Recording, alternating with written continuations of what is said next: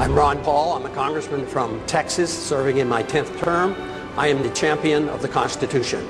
You get the sense that the country is desperate for someone to show us the way. Not the old way, not the same way, but a new way. Ron Paul, who raised more than $5 million in the third quarter, trailing not far behind fellow Republicans like John McCain and Fred Thompson. Ron Paul, who has a huge internet following. He's a congressman, a physician who's delivered more than 4,000 babies. Ron Paul has been married to the same woman for 50 years, which means he doesn't come to the race with a lot of the assorted baggage that some of the other candidates for the White House do. So here's the question. Should more people be listening to what Ron Paul has to say? Ron Paul! Ron Paul! Ron Paul!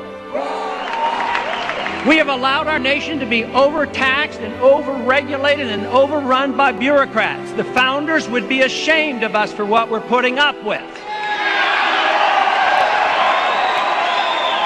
Matter of fact, if you look at every single problem we're facing today, it's because of the lack of respect for the rule of law and the Constitution. The right guy is the guy who's anti-government, anti-war, pro-personal liberty, pro-economic freedom. Vote for him, whatever party he is. And if you have to change parties to vote, that's like 5 clicks on the internet. It's not complicated. If you really want to have a choice between a real revolutionary candidate and someone out of the machine, well, this can happen. Ron Paul brings together people of all races, all socioeconomic backgrounds, all political affiliations, because freedom is truth and truth is power, and we can live and be free in this country if we believe we can.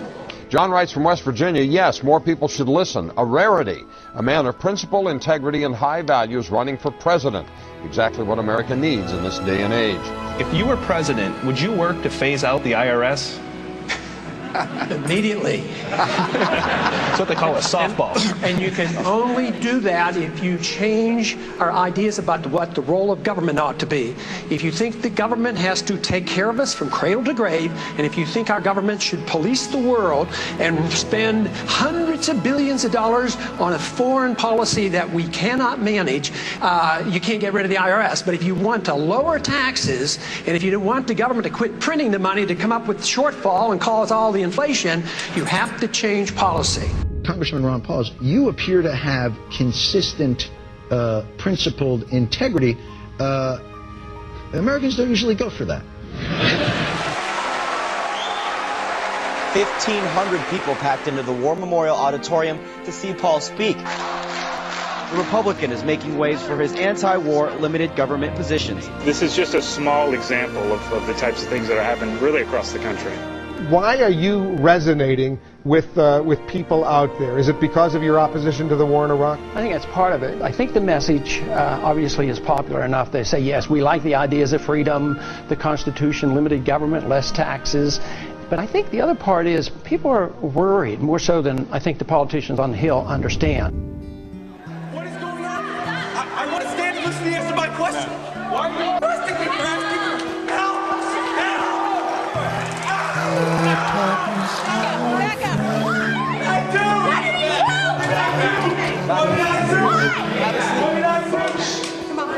Because a vision softly creeping left its seeds while I was sleeping, and the vision that was planted in my brain still remains.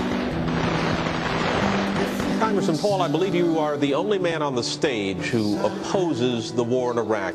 Are you out of step with your party? Is your party out of step with the rest of the world? If either of those is the case, why are you seeking its nomination? Well, I think the party has lost its way because the conservative wing of the Republican Party always advocated a non-interventionist foreign policy. No nation building, no policing of the world. Republicans were elected to end the Korean War. The Republicans were elected to end the Vietnam War. There's a strong tradition of being anti-war in the Republican Party. It is the constitutional position. It is the advice of the founders to follow a non-interventionist foreign policy. Stay out of entangling alliances. Be friends with countries. Negotiate and talk with them and trade with them. Our foreign policy has what the CIA calls blowback. It has unintended consequences. You can go back to 1953 when we put the Shah into power, or us supporting Osama bin Laden and radicalizing the Islamics to go after the Soviets, and that comes back as blowback. Peace is a powerful message, especially after the war has been going on and the people wake up and realize how many people die and how much it costs. Logic tells us that we can make a better world in a much easier way than causing wars. You just never heard this logic from someone who's actually going to run the country. Said I did not know. Silence like a cancer grows. Hear my words that I might teach you. Take my arms that I might reach out to you. But my words like the freedom message brings us together. It doesn't divide us. I believe that when we overdo our military aggressiveness, what it does, it actually weakens our national defense. I mean, we stood up to the Soviets. They had 40,000 nuclear weapons. Now we're fretting day in and day night about third world countries that have no army, navy, or air force, and we're getting ready to go to war.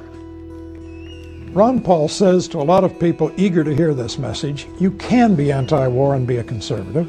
In fact, he says, if you're a real small government conservative, you have to be anti-war. His message is resonating, including, interestingly enough, from soldiers. According to one study, Congressman Paul received more campaign cash from members of the military than did any other Republican presidential candidate.